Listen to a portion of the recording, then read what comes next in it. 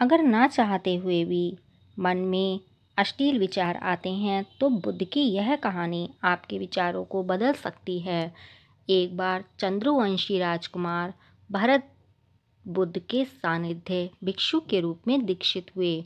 बुद्ध अपने भिक्षुओं को उपदेश देने के साथ साथ उनको भिक्षा लेने के लिए भी भेजते थे, जहाँ से उनको भिक्षा मिलती थी।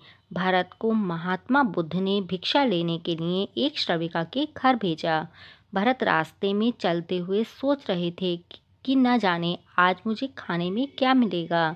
हमेशा महल में खाने के लिए अनगिनत स्वादिष्ट व्यंजन मिलते थे, लेकिन आज तो जो भी मिलेगा उसी से काम चलाना पड़ेगा। भारत ने श्रविका के घर पर जाकर भिक्षा के लिए याचना की। श्रविका ने भारत को बैठने के लिए कहा।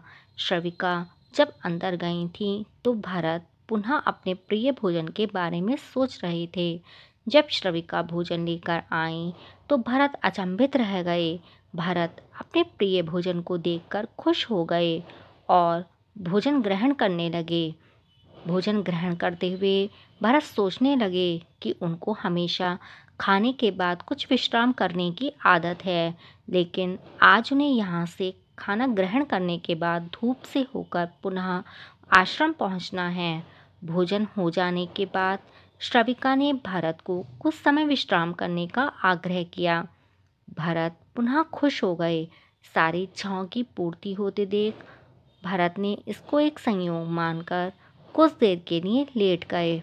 लेटते हुए भारत सोचने लगे कि आज तो सोने को मिल गया, लेकिन मेरे सर पर हमेशा के लिए छत का साया तो मिट गया है।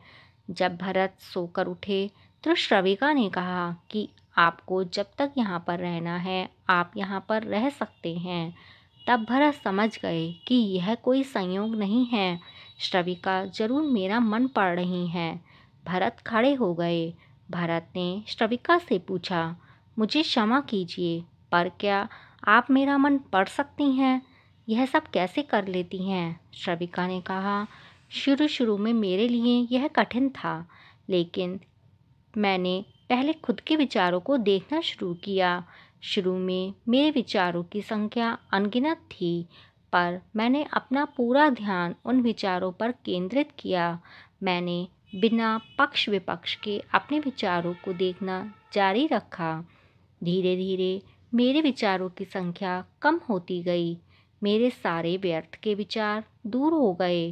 तब से मैं दूसरों के विचार पढ़ लेती हूँ। यह सब सुनकर भरत घबरा गए।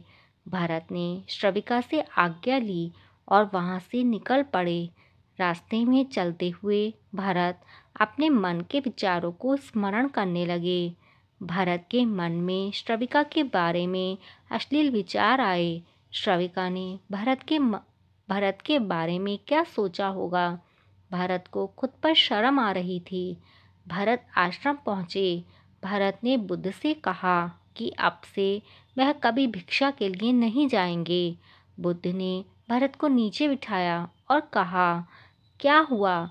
तुम मुझे अपनी व्यथा विस्तार से बताओ। भरत ने विस्तार से सारी बात बताई। भरत की बातों को सुनकर बुद्ध ने कहा कि आज से 7 दिनों के लिए श्रविका के घर पर भिक्षा लेने के लिए तुम ही जाओगे, लेकिन तुम्हें कुछ बातों का ध्यान रखना पड़ेगा। कल तुम जाते हुए अपने चित्त को पूरे होश में रखना।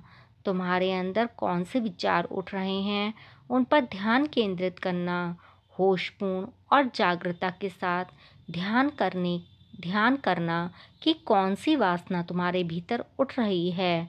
इन सभी का ध्यान करते हुए जाना, फिर मुझसे विचार विमर्श करना।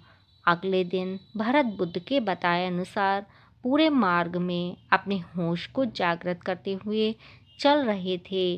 भिक्षु आज पूरी तरह से सजग हुए थे।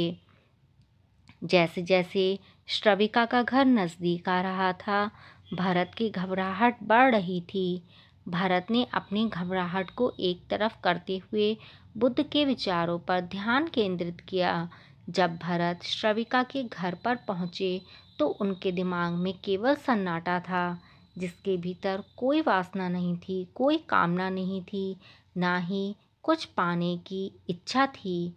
भिक्षु भरत ने भिक्षा ली, ग्रहण की और वहाँ से वापस निकल गया। आज भरत रास्ते में नाश्ता हुआ आया। आज उसको जिस आनंद की अनुभूति हुई वह अद्भुत थी। आज से पहले इस आनंद को उसने कभी महसूस नहीं किया। भरत ने आश्रम जाकर बुद्ध को प्रणाम किया।